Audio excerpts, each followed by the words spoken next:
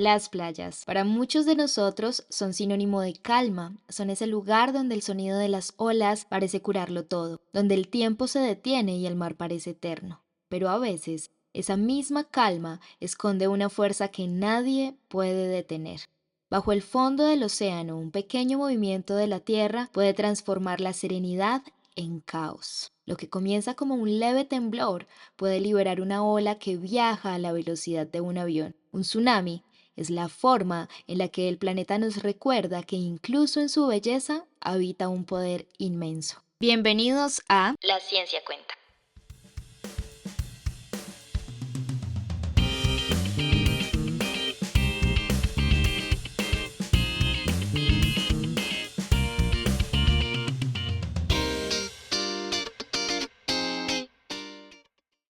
Para nadie es un secreto que desde las antiguas civilizaciones hasta nuestros días, los eventos o fenómenos naturales han sido interpretados o pensados como un castigo divino. Los tsunamis no son la excepción.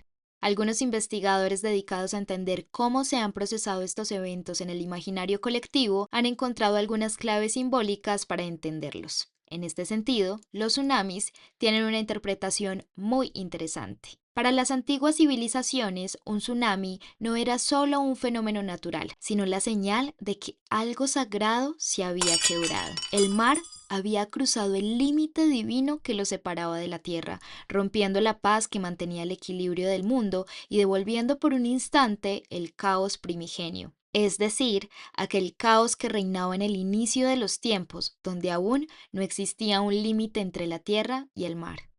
Hoy hablaremos de las causas físicas y naturales que originan estos eventos que, más allá de su carga simbólica, han tenido un enorme impacto en la historia humana. Para entrar en materia, vale la pena aclarar que un tsunami no es una sola ola, ni una ola gigante provocada por el viento como muchos podrían pensar. En realidad, es una serie de olas generadas por el desplazamiento repentino de una gran masa de agua en el océano. Ahora bien, ¿qué significa la palabra tsunami?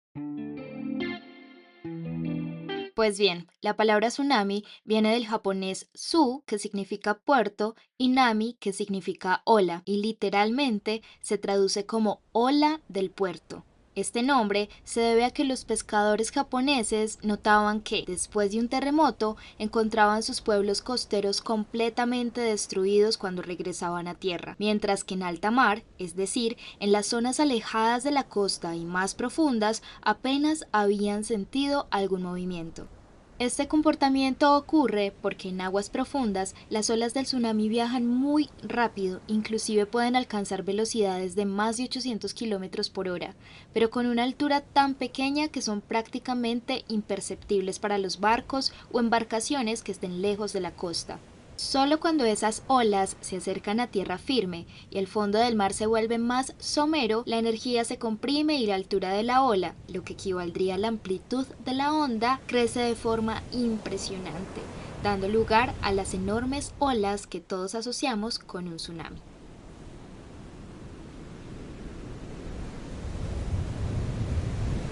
Ahora conoceremos un poco más acerca de los eventos que pueden generar estas grandes olas. Gran parte de los tsunamis se originan bajo el océano, a partir de un evento que libera una gran cantidad de energía en muy poco tiempo. En la mayoría de los casos, esa energía proviene de un terremoto submarino.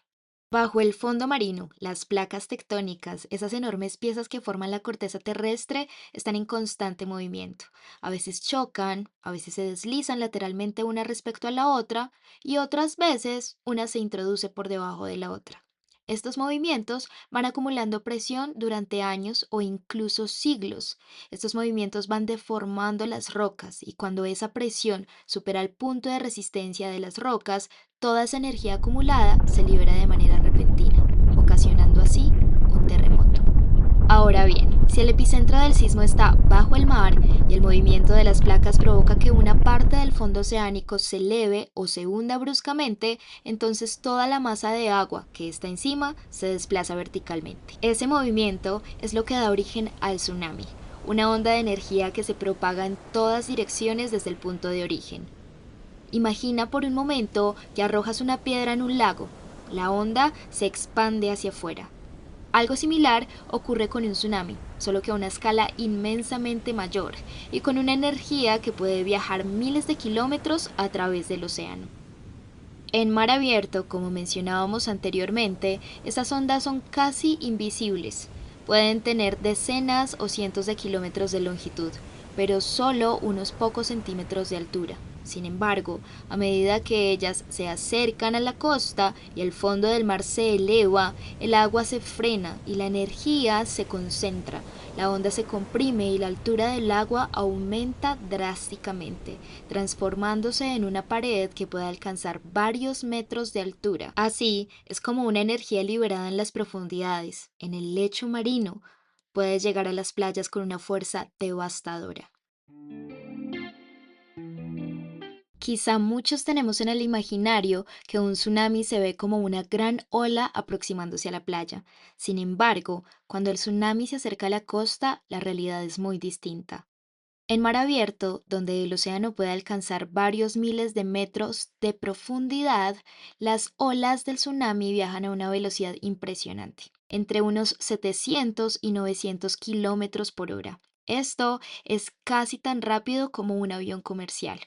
Pero allí, en lo más profundo, esas olas apenas se notan, pueden medir solo unos centímetros o un metro de altura, y los barcos que navegan sobre ellas ni siquiera las perciben. En ese punto, el tsunami no es una gran ola, sino una onda de energía que se desplaza bajo la superficie, casi invisible. Sin embargo, todo cambia cuando esa energía se aproxima a tierra firme. A medida que el fondo del mar se vuelve más somero, es decir, menos profundo, el agua se frena. Pero la energía sigue siendo la misma, y al comprimirse, la altura del agua comienza a aumentar.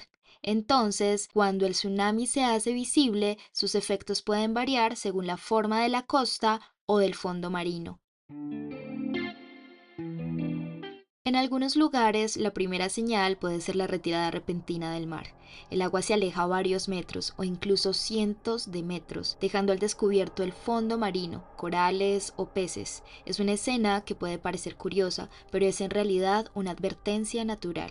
El mar está reuniendo fuerzas para regresar con una enorme potencia. En otras ocasiones, el mar no se retira. En lugar de eso, el nivel del agua comienza a subir de manera rápida y constante, como una marea que crece sin detenerse. No se ve una ola que rompe, sino una pared silenciosa que avanza y gana altura. Esa corriente tiene una fuerza capaz de arrastrar vehículos, estructuras y personas, con una energía casi imposible de resistir. Lo más peligroso es que un tsunami no llega en una sola ola. Se trata de una serie de olas, separadas por minutos u horas, y a menudo la primera no es la más grande. Muchas de las tragedias ocurren cuando la gente, al creer que el peligro ya pasó, regresa a la costa justo antes de la llegada de una ola aún más poderosa. Por eso, comprender cómo se ve realmente un tsunami antes de que toque tierra puede marcar la diferencia entre la vida y la muerte. Si el mar se retira de forma repentina o si después de un temblor el agua comienza a subir rápidamente, ese es el momento de alejarse. Los tsunamis no siempre se ven como las películas los muestran. En realidad, su poder está en lo que no se ve, en esa energía que viaja silenciosa a través del océano hasta transformarse. Y allí, al llegar a la costa, se manifiesta como una de las fuerzas más imponentes de la naturaleza. Ahora vamos a mencionar algunos de los otros eventos que pueden desencadenar estos grandes movimientos de masas de agua que nosotros conocemos como tsunamis. Si bien la mayoría de los tsunamis se originan por terremotos submarinos, ellos no son la única causa. Existen otros procesos naturales menos frecuentes, pero igualmente capaces de mover enormes masas de agua y generar olas de gran alcance. Uno de ellos son las erupciones volcánicas submarinas. Cuando un volcán entra en erupción bajo el océano, puede expulsar grandes volúmenes de material y desplazar el agua de forma violenta.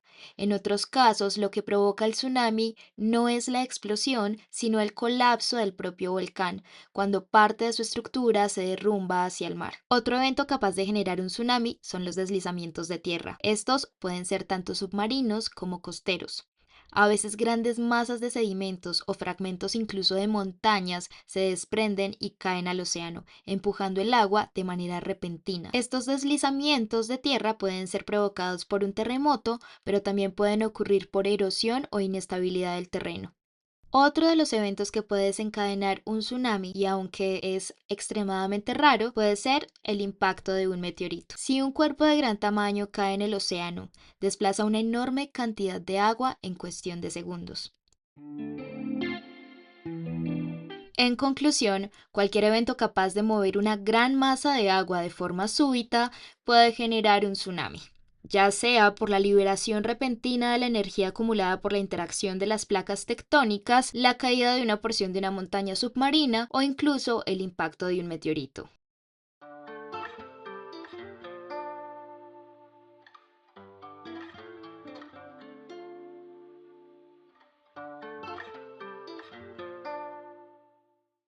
Ahora retomemos la memoria histórica alrededor de los tsunamis. Algunos tsunamis no solo cambian las costas, cambian la manera en que tomamos decisiones. En el episodio anterior hablamos de dos eventos que marcaron un antes y un después. El terremoto y tsunami de Lisboa en el año 1755, que encendió el debate entre religión, ciencia y urbanismo, y el megaterremoto de Sumatra Andaman en el 2004, cuyo tsunami recorrió todo el Océano Índico y cambió por completo la forma en que el mundo piensa las alertas tempranas. Hoy continuamos ese recorrido histórico con otros tsunamis que también dejaron huellas profundas, no solo en las costas, sino también en las sociedades. El 11 de marzo del año 2011, un terremoto de magnitud 9.0 sacudió la costa noreste de Honshu, la isla principal de Japón.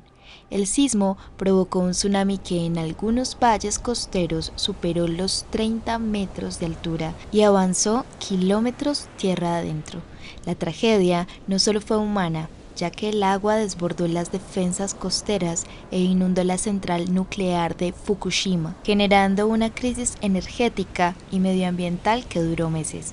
Japón, uno de los países mejor preparados del mundo, se enfrentó a un evento que superó sus modelos de riesgo, los cuales fueron construidos por años de experiencia. Después del año 2011, el país revisó de forma profunda sus diques, zonas de evacuación, sistemas de alerta y protocolos de seguridad energética. Se reconstruyeron pueblos enteros en terrenos más elevados y redefinieron estándares para enfrentar los grandes tsunamis.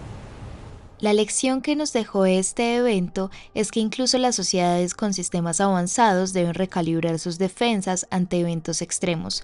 La naturaleza puede sorprender incluso a quienes están más preparados. El 27 de agosto de 1883, el volcán Krakatoa, situado en las islas de Java y Sumatra, entró en erupción de forma catastrófica. Esta erupción fue tan potente que se escuchó a más de 4.000 kilómetros. El tsunami que generó produjo olas de más de 30 metros que arrasaron las costas cercanas, cobrando la vida de más de 36.000 personas. El evento mostró que los tsunamis no solo son ocasionados por terremotos. En este caso, el colapso parcial del volcán causado por la erupción desplazaron enormes volúmenes de agua, generando múltiples olas. Como lección, algunos tsunamis nacen de procesos volcánicos. Comprender la relación volcán-tsunami es esencial para la vigilancia y preparación, sobre todo en regiones insulares y de arcos volcánicos como el sudeste asiático o el Pacífico. ¿Alguna vez has escuchado el término megatsunami? Aunque no es un concepto técnico formal dentro de la oceanografía, se utiliza en divulgación para describir tsunamis con alturas de inundación excepcionalmente grandes. Generalmente, estos eventos se originan por desplazamientos de tierra masivos o colapsos volcánicos, como ocurrió en el caso de Krakatoa, que desplazan de forma súbita enormes volúmenes de agua en fiordos, bahías o embalses. A diferencia de los tsunamis de origen tectónico provocados por grandes terremotos submarinos, los megatsunamis suelen tener un alcance muy local, alcanzan alturas impresionantes cerca del punto de origen, pero su energía se disipa rápidamente mar adentro. Por mencionar algunos de los megatsunamis más poderosos, tenemos el de la bahía de Letuya en Alaska, 1958. Este tiene el récord mundial. Un gran deslizamiento cayó dentro de un fiordo tras un sismo. La ola arrasó bosques hasta 524 metros sobre el nivel del mar. Para imaginar esta dimensión, piensa en 5 canchas de fútbol en vertical. Este es el caso más extremo documentado en la historia moderna. Vajont, Italia, año 1963. Un enorme deslizamiento cayó dentro del embalse de la presa de Vajont, desplazando una masa de agua que generó una ola de más de 250 metros de altura dentro del valle. La ola sobrepasó la presa sin destruirla, pero arrasó los pueblos situados aguas abajo, dejando miles de víctimas. Fue una tragedia causada no por el colapso de la estructura, sino por la fuerza liberada por la montaña misma, y hoy se considera un caso emblemático sobre los riesgos geológicos en obras de ingeniería.